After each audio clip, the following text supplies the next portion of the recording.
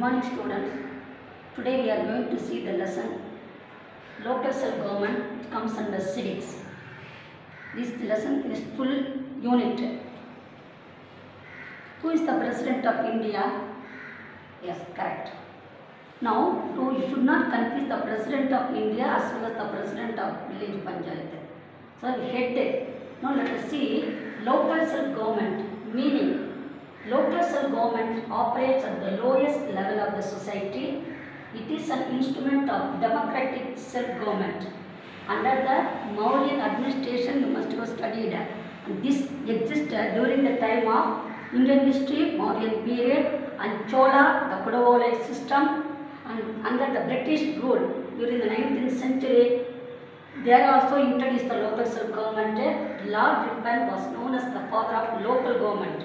After independence, the Gandhian ideal of Gram Swaraj, the great charter on Panchayat Raj, came into being in 1957. Now let us see first unit, village Panchayat. Village Panchayat head is the president. So already told, President of India, this president head. The village Panchayat head, the population must be more than 500 people. Meetings are, the president as well as the members are directly elected. You know, democracy is government by the people, of the people and for the people. So, this is the directly, all these members and president are directly elected by the people. And the meetings are conducted 4 times. January 26, you know, Republic Day. May 1st, Labour Day. August 15th, Independence Day. And October 2nd, Gandhi Jayanti. Then Panchayat, you know the functions, what are the functions of village Panchayat?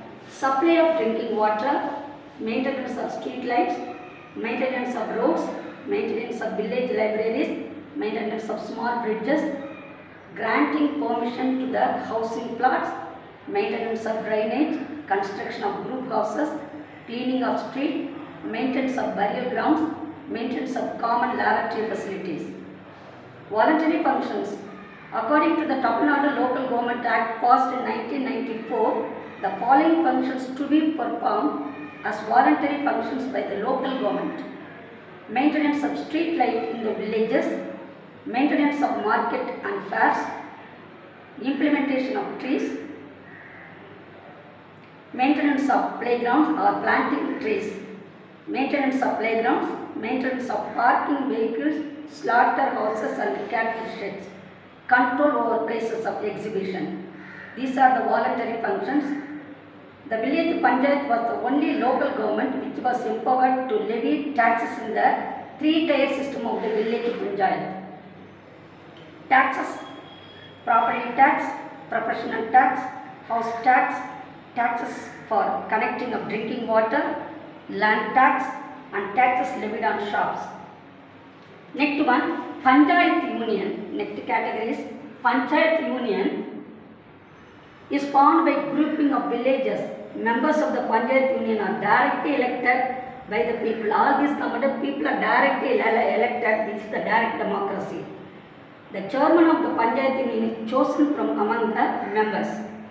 Functions of the Panchayat Union: supply of drinking water, maintenance of village health care, maintenance of roads, establishment of maternity homes, establishment of public fairs, establishment of veterinary hospitals, maintenance of local forests, repairing of primary school buildings.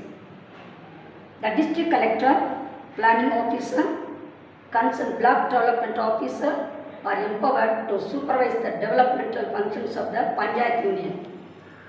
The district Panchayat is formed where the population more than 50,000. The district Panchayat is constituted in each district.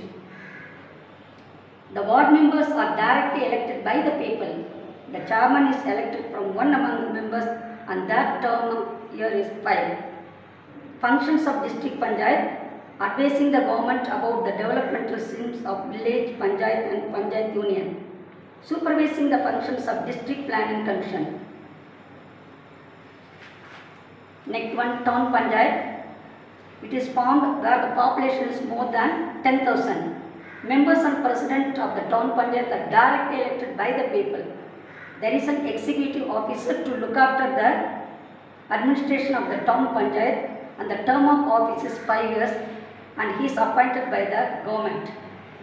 Municipalities where the population is more than 1 lakh. The members and the chairman of the municipalities are directly elected by the people, and the term of office is 5 years. The municipal commissioner is appointed by the government to administer the municipality. Next one, corporation. Municipal corporations are established in big cities where the city has many lakhs of population. The municipal commissioner is the administrative officer. The mayor is the chairman of the corporation. The term of the office is 5 years. In Tamil Nadu, there are 15 corporations. They are in Chennai, Kovai, Madurai, Trichy, Tirunelveli, Salem, Erode, Vellore, Thoothukudi, Tirupur, Tanjore, Dindigul, Nagercoil, Hosur and Avadi. All the decisions of the corporation council will be implemented by him. He will be assisted by the office of the corporation. Important functions of the mayor: he acts as a bridge between the members of the corporation and the government. He presides over the meetings of the corporation council. He receives the dignitaries from foreign countries.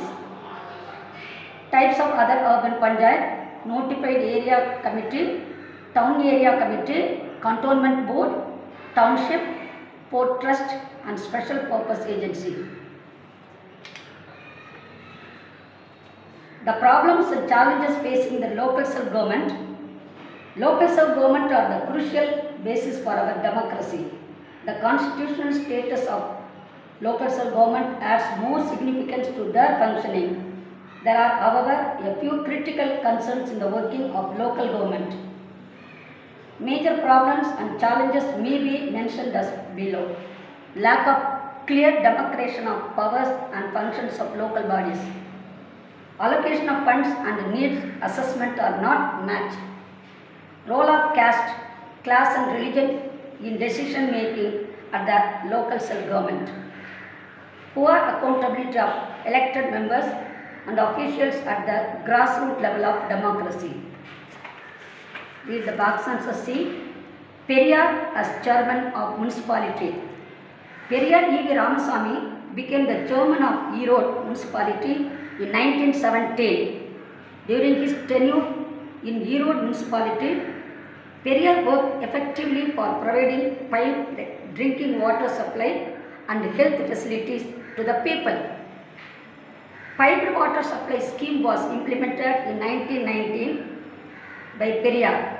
This scheme was said to be the first of kind in the history of Indian municipal administration. Thank you one and all. All are expected to read the lesson at home. Try to find the answer to the question.